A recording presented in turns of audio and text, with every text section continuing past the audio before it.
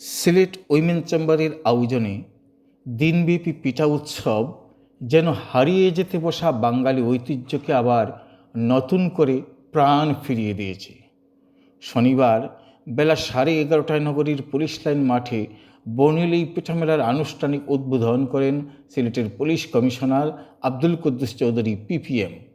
গ্রাম বাংলার সংস্কৃতিতে সাজানো মাঠ জুড়ে তখন দর্শনার্থীদের ভিড়, আর পিঠার ঘ্রাণে মম করছে চারপাশ। সিলেট উইমেন চেম্বারের সভাপতি লুবানা ইয়াসমিন শম্পার সভাপতিত্বে এবং জান্নাতুল নাজদিন আশার সঞ্চালনায় উদ্বোধনী অনুষ্ঠানে বিশেষ অতিথি হিসেবে উপস্থিত ছিলেন পুনাক সভাপতি সিদরাতুল মুনতাহা, পুলিশ লাইন উচ্চ বিদ্যালয়ের প্রধান শিক্ষক বিদ্যুৎজ্যোতি চক্রবর্তী এবং যুক্তরাজ্যের বিশিষ্ট আইনজীবী আব্দুর রব মল্লিক সহ প্রশাসনের ঊর্ধ্বতম কর্মকর্তাবৃন্দ।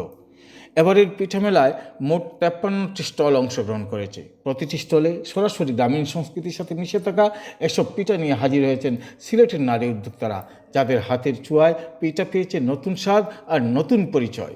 পিঠার স্বাদে সংস্কৃতির ছোঁয়ায় আর নারীদের উদ্যোক্তা শক্তিতে সিলেটের পিঠা উৎসব যেন শুধু একটি মিলন মেলা নয়, বরং বাঙালি শেকড়ের সঙ্গে নতুন প্রজন্মের এক আবেগঘন মিলন মেলা। সংস্কৃতি সেটাকে আপনারা তুলে ধরার জন্য, সেটাকে আবার চর্চার মাধ্যমে সবার সামনে উপস্থাপন করার জন্য আপনারা এরকম একটা পিঠা উৎসবের আয়োজন করেছেন। Sylhet women chamber of commerce and ইন্ডাস্ট্রিকে আমি বিশেষভাবে ধন্যবাদ। চেষ্টা যে একটা তাদের মানে সুন্দর মুহূর্ত বা অনেক স্মৃতি এই পিঠা বানানোকে ঘিরে, এটাকে বাণিজ্যিকভাবে নিয়ে আসা ঘর থেকে বের করে। এবং আপনারা দেখতে পাচ্ছেন যে আজকে পুরো মাঠ জুড়ে পুলিশ লাইন স্কুলের বিগত বছরের তুলনায় এবার কিন্তু অনেক বেশি স্টল হয়েছে। এটা কিন্তু আসলেই অনেক প্রশংসনীয়, আমি নিজে বলবো।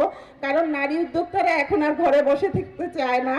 প্রত্যেকটি ঘরে ঘরে যারা নারীরা আছেন তারা চায় স্বাবলম্বী হতে, এবং এই স্বাবলম্বী হতে আমরা মনে করি যে আমরা যারা নারী উদ্যোক্তাদেরকে নিয়ে কাজ করছি তারা আমরা আরো এগিয়ে যেতে হবে তাদেরকে নিয়ে একসাথে, এবং সেই একসাথে চলার পথে আপনারা আমাদের পাশে সহযোগিতার হাত বাড়িয়ে